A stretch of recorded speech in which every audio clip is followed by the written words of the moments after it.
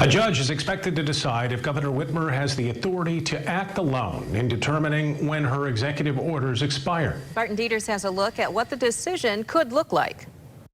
The Court of Claims is a part-time gig for judges from the Court of Appeals, and this is the first stop in cases that are brought against the state.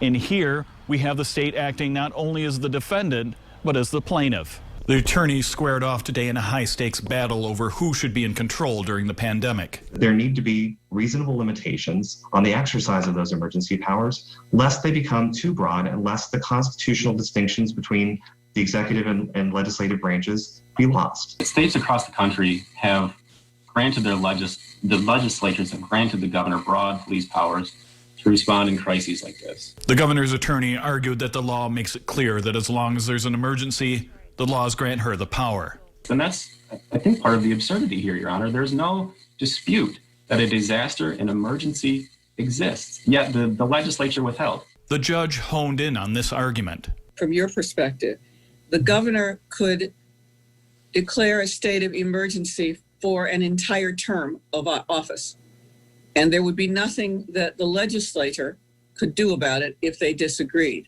Is that correct? The governor can't just declare an emergency if she feels like it. The conditions have to exist, and that is undisputed here.